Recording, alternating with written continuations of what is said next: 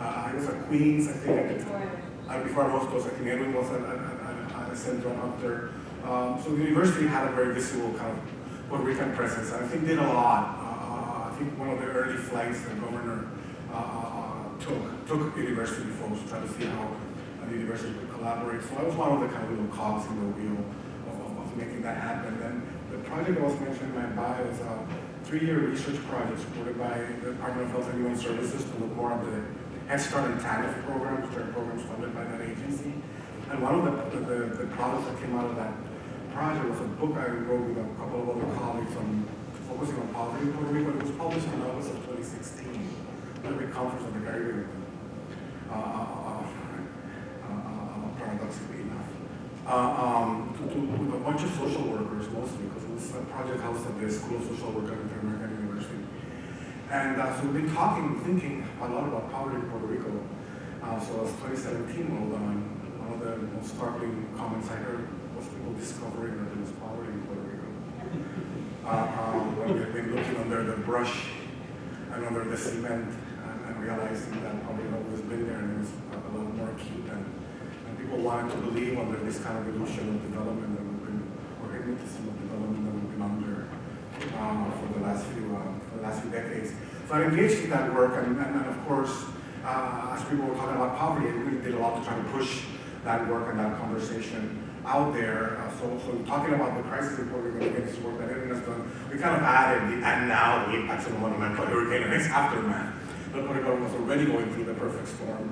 And weather is a vast provider of analogies in their vocabulary, as I've discovered. Perfect storm, things of that nature. But what the hurricane did add, and we kept pushing. I've been doing work on myths about Puerto Rican poverty, about Puerto Ricans, that Puerto Rico has a low level of education, that people in Puerto Rico didn't want to work, that welfare payments were too generous, that welfare was a disincentive to work, and people rather just stay at home watching their big screen TV and doing nothing just to get their welfare check. That the minimum wage was too high and labor laws were too generous. So Puerto Rico was like a welfare worker kind of paradise, and in a way that's what had caused the crisis. And this kind of cartoon that kind of reflects that very stereotypical sort of super colonial view of Puerto Rico. So I've been doing some work on that, and the storm and its aftermath moved or kept pushing the conversation on poverty and uncovering the myths about poverty. And thinking about the impacts of the storm and thinking about impacts at different levels that again, we all experience and try to systematically think through them and think about vulnerability in the population. And Alexis, I don't know if you've looked at these numbers also, but if you think about poor people with disabilities in Puerto Rico, about 10% of the population, about 46% below poverty. This is when the population was 3.5, circa 2015, 2016. If you add people with poverty or disabilities, about 56% of the population. If you add people with poverty or disability, or that are under 18, or that are under 65, that's about 70% of the population. So it's not like a hurricane is hitting on the Isle of Youth. You know, a hurricane is hitting in a place where there's already a lot of economic vulnerability. I'm sorry for the word discapacidad, you know, physically challenged. There are issues related to how it impacts people that require those supports. And then kind of young people and an aging population. And the inequality in Puerto Rico would be something that I've been kind of, and others have been kind of highlighting and pushing. So this thing is not landing equally on everybody. It's landing in the place where it's hitting people at different parts of the distribution in very different ways. That bottom 40% of the distribution that makes 9% of all Puerto Rico's income, it's going to fare very differently than that top 20% that makes 55% of the income, or maybe that top 5% that makes 25% of the income.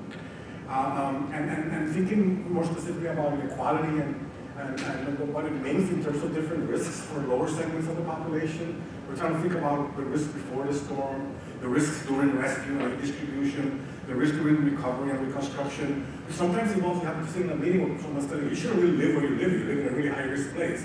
Or even going like, how the hell do you think I ended up here?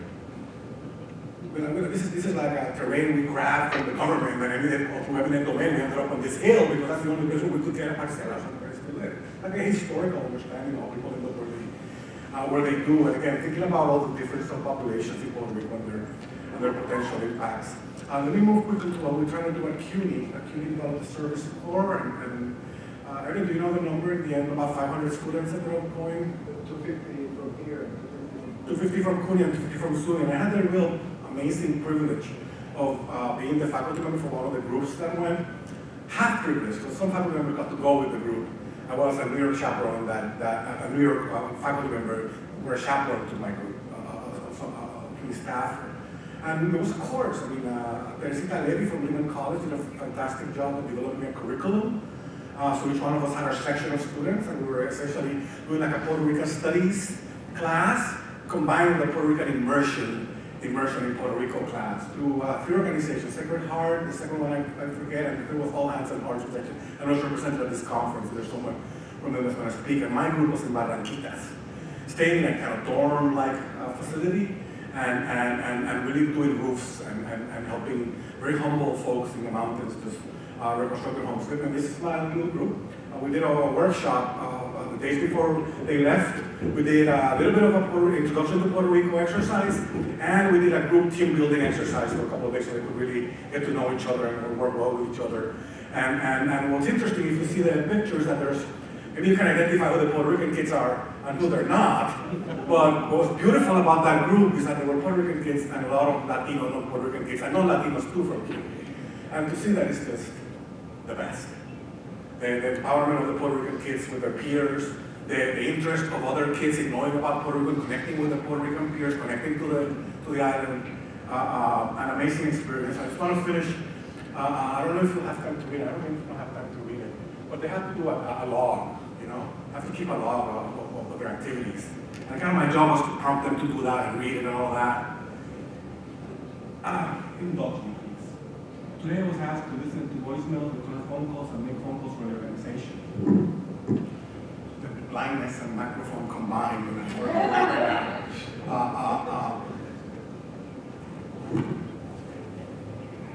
I honestly think that today was the hardest day. I went through the voicemails quickly. A lot of the calls were just people wanting updates of when the organization was going to come and help them out. It was not as hard as the first time I was asked I was tasked with phone calls. However, it was one phone call that made today one of the hardest days. There was one lady that called. I spent half an hour, if not more, talking with her. She told me that she was an older woman, and she had epilepsy and other disabilities that did not allow her to be able to start working on her house. She kept talking about how hopeless she felt, how her whole roof is gone, and that the mold in her house was making it hard for her to breathe. She kept reminding me of how many months have passed and nobody had come to help. She told me how FEMA only gave her $7,000, and how she had been sleeping in a shelter for a couple of days. She told me how the cost of recovering her home would be $20,000, and that the money that FEMA had given her would not suffice. I could really feel and hear her frustration and loss of hope as she told me how she just wanted to kill herself and how hard it had been. I didn't know what to say immediately. I've never been trained to deal with these phone calls, but I tried my best. She shared how all her furniture was ruined, her antiques, how the day before she had found a snake in her house and thought she was going to die, how she only remembered one part of the hurricane because it was so traumatizing, how she was dealing with a lot of mental issues after the hurricane. And the only thing that made me feel like she was okay was that she told me she had a psychiatrist. I knew about the suicide epidemic in Puerto Rico, but never did I have to hear someone express suicidal thoughts to me. I felt like I couldn't help. I felt like I couldn't help, and I knew I would pass on this information, not knowing if anybody would take care of it. When I handed in my documents to the supervisor, I made sure to prioritize that phone call and to make sure that at least somebody went out there to check up on her. I cannot live knowing that somebody expressed these emotions and told me that they want to just end it all without doing everything in my power to make sure someone went out to check on her, and they did. That's all I have to say. That's a learning experience if we had. Thank you.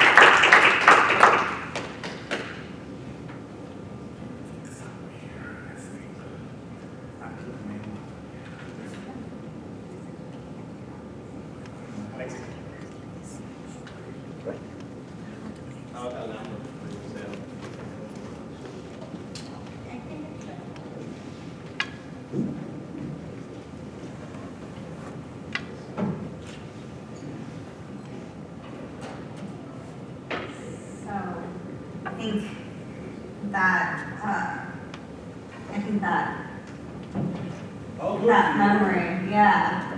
I think that memory really speaks to, I think, one of the topics that everyone has touched on, which is that it's about people, right? It's about people, it's about communities, and whether you are a part of that yourself or whether you have family, how a disaster impacts not just the immediate people, but everyone around it and all the communities, I think is important. I think that universities and organizations, and us as individuals, I think the power of people to be able to connect and to be able to reach out, whether it's your mother who's giving you information or whether it's students who are really understanding the impact and the influence that they can have on a community by just being there, by just listening.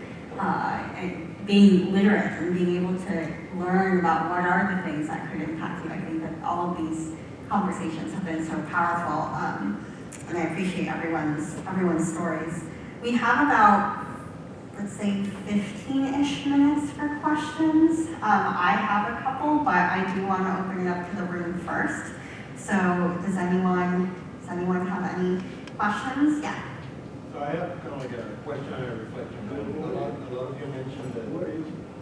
Oh, I'm Fernando Rivera. I'm professor of sociology and director of the Puerto Rico Research Hub at the University of Central Florida, Orlando. I noticed that a lot of you said that you did this as labors of love, right? And I think that one of the things that if we put in the platform of RISE is to make sure that this is valued in your professional development, in your professional work out here, because that's just simply unsustainable in terms of that. And from academic standpoint, sometimes if you start doing this kind of work that is not reflected in your tenure cases, you're not going to be able to be in positions of being a dean and positions of being a provost, positions of being president out here. And we have a lack of diversity in that area, specifically as it comes to Puerto Rican issues. So that's kind of like that reflection of that. But second also, how do we utilize the networks that we have, right?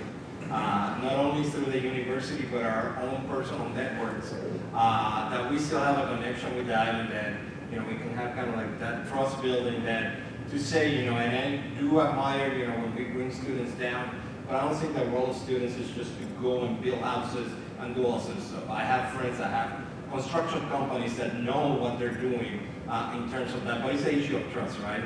Because sometimes, in terms of when you don't have the leadership, we ended up being in precarious situations, right? So kind of like giving sort of what my university did, collaborated with the city of Orlando, and said we're going to give all the money to the Foundation of Puerto Rico, and you know how that ended up, right?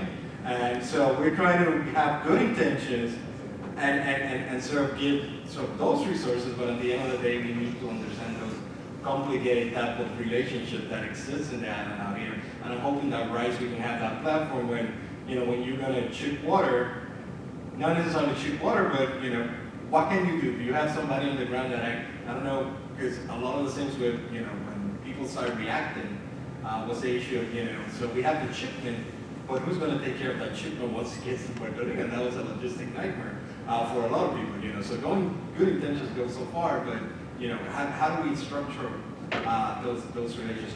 So you can comment on those lines. Well, I think that I think that there are two ways of looking at this. Number one, for us Puerto Ricans, or if anybody has a connection, Maria was a wake-up call. And I think that the purpose of this panel is to say, don't let it be a wake-up call wherever you are. I mean, start now, start building those networks. So I think that when Maria happened, everything was organic. Everything was, reactive. And what we are now, at least for some of us, I'll speak from my experience, is being intentional about building a community. One of the things that we're doing in Washington, D.C., we just on Saturday, thanks to the support of Edwin Melendez and the Central, we had the Puerto Rican Diaspora Summit, where we had over 200 Puerto Ricans coming together for the purposes of learning and doing what we're doing here at RISE. But really the value is creating that community, getting to know who else is interested in this topic, exchanging and creating that network. So I also have an initiative, which is the one that I'm here representing, Tertulias, where every month I do the same thing. I bring people for a topic. So I think it's really about being intentional and understanding how to work and collaborate together. And I'm not going to claim that Puerto Ricans know how to do that. I don't know that we actually are experts about working together, but I think right now, especially those that are living abroad, we are understanding that, hey, this thing about me and Alexis being on the same panel, I knew who he was from social media. I just met him at this conference. And talking about what we're going to discuss today, so I'm realizing, oh my God, if we would have known each other 3 years ago, we would have been able to do wonders, because I needed the data that he was having. I needed the information that he was producing, and he needed the context that I had to be able to make this. So I think that the answer to that is be intentional about the connections that you're building. Know that not everybody's going to be a researcher. Know that that's not it. And I say, oh, I have a ton of data. Look at me. It's a cool graph. Okay, how do you make that into action? And if all you're doing is purely academic and you're trying to do social justice, you're trying to really change the world, then you're really missing the point. You have to have a big, big network and be intentional about it. So Fernando, I think, yes, I will be the dean in your university. Just give me the offer letter. I think the work you're doing, for example, with regards to a special issue of population and environment and Hurricane Maria, makes the work that we've done following the hurricane publishable, which is how we make it end up in the CV. The things that the Centro is doing would maybe start educating our faculties that Centro Journal is a peer-reviewed journal, that it goes through the standard peer review process, and because oftentimes they just want a Springer produce article, right? But I think initiatives where we can make the work that is done as a result of a disaster fit within a broader academic corpus could help us potentially move forward. I was mentioning a couple of days ago that before Hurricane Maria publishing about Puerto Rico, you would get almost an immediate death reject because what is so important, what is so special? Well, now they're aware of this, and now they're accepting more articles, at least for the peer review process. So I think initiatives that allow us to keep doing the work we're doing, and even something like, there's a journal called Socius, which is published by the American Sociological Association, in which you can publish a figure, a data visualization, and it goes through peer review process. And if we are able to make these things we're producing fit within the emerging areas that the publishing process is moving slowly, but it's moving towards that, then there's ways that we can make these products end up in our CVs in a more traditional tenure model product, rather than a policy brief or a policy memo, which is something that somebody else would later on, like if I give you a policy memo, you would give it to a congressperson, right? And they would just read that one page, not the full 20 pages article, right? So I think there's slow movement on that, but I thank you for the advice. I'll try to keep producing things also for the tenure side. I'll keep you updated on that. We need to have meetings like this on a consistent basis and the development of more full cycle of activity. When I came to the US, it was Hunter College, the only place I had a Puerto Rican Studies program. Now we have more. Now we have these meetings and we can feed each other. Yeah, I think in the back here first, and then you.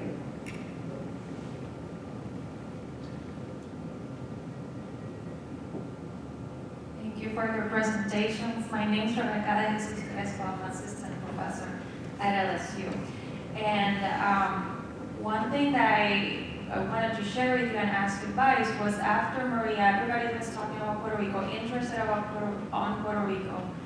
And I'm a biologist by training, but I found myself having to explain Puerto Rico to people that don't have any idea. And I realized that I didn't have a clear idea of things like, why was there poverty?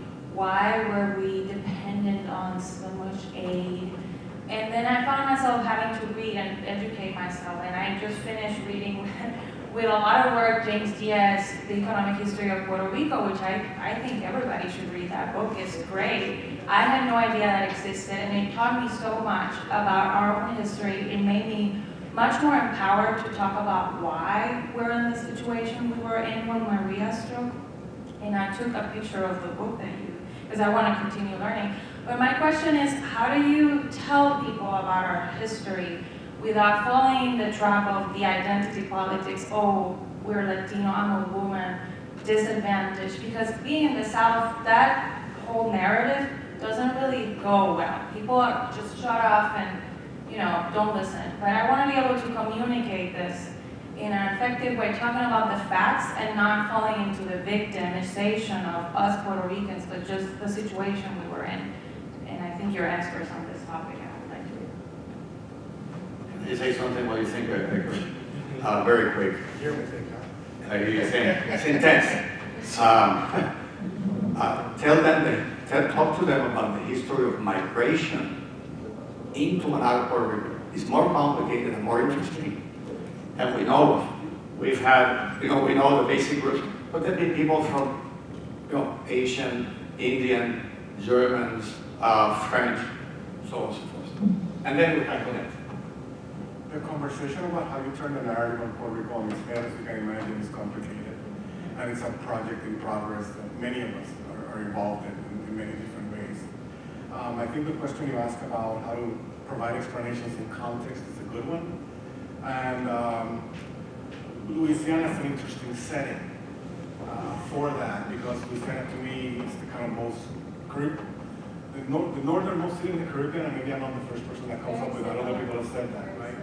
So there are ways of you, and I apologize for this that I'm going to say, but there are ways of you to relate the Louisiana v. Washington experience as similar to the Puerto Rico v. Washington experience, with a lot of differences. But I think it gives you, you're right, and that starting from a deficit you conquered me is not really going to get you too far in the conversation. So it's a good question to think about. We'll exchange emails. The book's available for free as a PDF because it's part of a federal grant, and one of the requirements was that it was for free. So I'll send you the PDF, and it tries to do some of that. Again, others are also involved in the conversation, but it's an important one to have. I would like to say something. I really like what you said about trying to keep the identity out. I think that is a topic that really does not resonate well. Trying to tell us that we're Americans, but not a part of it. But you colonize us, but you invade us, but we should be Americans, or we demand more. You will lose anybody who is not a Puerto Rican, and it has happened to me many, many times. I don't know how you can advance any topic with starting with that premise. I don't know. I haven't seen anyone do it successfully. Someone saying, "Oh, that's great. It's great that you're an American. Therefore, we must give you tons of money. But you're not a state, so therefore we should." So I'm really glad that you're doing that, and I encourage you that just state the facts, and they can face up disaster and whatnot. This is really a humanitarian situation. This is really even the economic crisis that Puerto Rico is facing. Just go on the side of this is a humanitarian situation. It's like this is just human beings. Forget about the label of whether you're American citizen, whether Puerto Rican born. I don't think that advances anything. I think there's a. Yes, I just wanted to respond briefly to this sort of dilemma about how to frame, the Puerto Rico case more broadly, right? I will say that there are several layers to it, and obviously I agree that in a broad general conversation, you got to be careful as to how you cast the argument. I will say, however, that we have developed a few sort of online courses for the general, especially younger people, young people. And right now there is a youth movement that many of us are not fully aware, but there are about 40 clubs of Puerto Rican students emerging throughout the country, beginning with Florida, has 6 chapters, and they do regional conference and so forth. We've been supporting that, and part of what they wanted was curriculum that they can get their professors to give them credit for and so forth. So that's online. There are a couple of courses that are one on the history of Puerto Rico in the U.S., one on the history of Puerto Rico. This is by Teresita Levy, which is part of what we use for the training of the students. And that's online. And there's a whole curriculum becoming a cultural ambassador for those of you who might be interested in doing that. But in addition to that, I just want to mention that in terms of the debates that affect Puerto Rico, this series of Puerto Ricans conferences, they are all recorded. You can go and see the full panel of conversation. If you see the same panel, I mean, there are 15, 16 of those conferences already, right? But if you track them through time, you can see the evolution of the issues. All the panels are recorded. You can, browse at your own time and what have you. So there are a lot of resources that can be, we put a lot of pamphlets periodically on everything that you can think of, the housing crisis, the closing of schools. There's a long list by now. We have 2 annual reports on post-Maria, and we're coming out one on mitigation and one with community capacity building in Puerto Rico. Those are, sort of moving. So I would invite everyone, but especially people down in the south, to check what the resources that we have. That's not going to solve your problem with a general conversation, but you'll be in a better position, having more information and facts. And I'm sorry for the long. When I teach a grant writing class, I tell students they have to have a 10-minute, a 5-minute, and a 1-minute pitch. And we can all do the 10-minute in Puerto Rico. I think we're pretty good at the 5 minutes. It's the 1 minute in Puerto Rico that I think is the challenging one for everybody because of the status issue. And we cannot all afford to do what Daniel did, which is to say let's going to park this on the side. Because that is not something that is reducible to a 30-second conversation. So the challenge that I think we have, as those of us that work on the world of ideas, is how do you move from the 5 to the 1 minute in Puerto Rico effectively to do exactly what you've given me some good homework. I think all of us some good homework in terms of what is that case for support that we're making? What's the basis of that case for support? Because in the end, it's the case for support we're making, one way or another. Okay, the case for support cannot start with a grant. It has to start with an affirmation. And again, in these troubling times, it's hard to see cleanly what that affirmation looks like. So I think we have time for about 3 questions. So this gentleman, her, yes, and then the gentleman in the back. Buenas, soy Pedro Caban from this place, University of Thanks so much for your presentation. And it's really admirable regarding the creativity and variety of different initiatives that Puerto Ricans in the island and the diaspora are involved in to try to resuscitate Puerto Rico.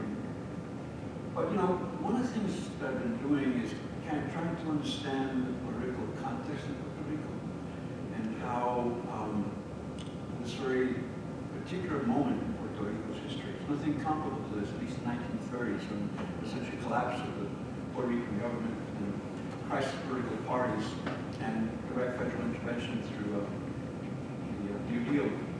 So for almost 90 years, right? Nothing comparable.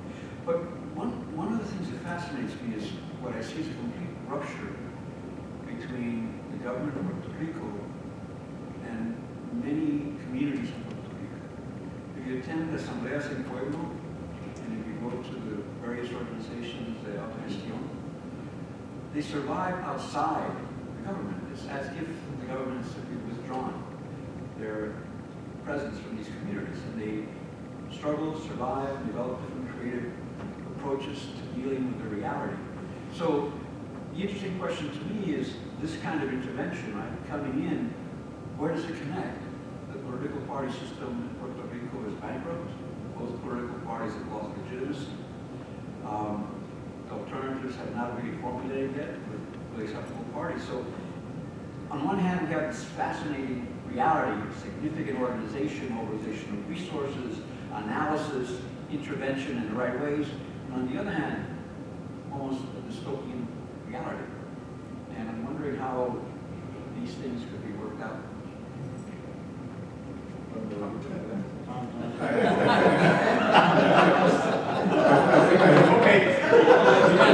Pedro, I think since Maria, there's been, I think, both a growth and a solidification of the nonprofit sector in Puerto Rico. I'm not talking now about the corporate nonprofit sector, which is also solidified as a result of Maria, because a lot of resources have gone that direction. But I think on the more grassroots side, there's been, I think, deeper connections, and those organizations are transitioning from the early formation stage into, the nonprofit is kind of the growth of adolescence, if you will, it's kind of like a life cycle phase. And if you join that with the fact that the parties are still super strong, but their popularity is down and people are looking for alternatives, it may not be a 1 or 2 year cycle issue. But my sense is that over the longer term, the civil society growth in Puerto Rico is healthy and has been strengthened as a consequence of that, as a potential alternative to state-specific institutions, which was the way to go since the New Deal. I want to mention something. I think you have the number of NGOs, right, that have emerged. Do you have a ballpark number of how many? I'm working with the data, it's terrible, but the whole data is about 90,000 organizations, and out of them there are like 20-something thousand that are still active. So it's a big NGO sector right there. But the other thing I think needs to be studied, I think Sara Molinari, I think she's a New York student, she's a sociologist, anthropologist, right? She's working with and studying communities and these comedores escolares for the communities, community centers, and also there's a case that she's studying, which is the community I was raised at and I grew up in Las Carolinas in Caguas, where they pretty much reactivated the neighborhood association, Asociación de Residentes, and they pretty much started a mini Puerto Rican government within the community, and they started deciding which lampposts were going to be fixed, which persons of the community were going to get food and water. Like they have different shifts. I think there's an emergence of empowerment, autogestión, right, within communities and yeah, autogestion. Yeah, thank you. and I think that's also a topic we need to discuss.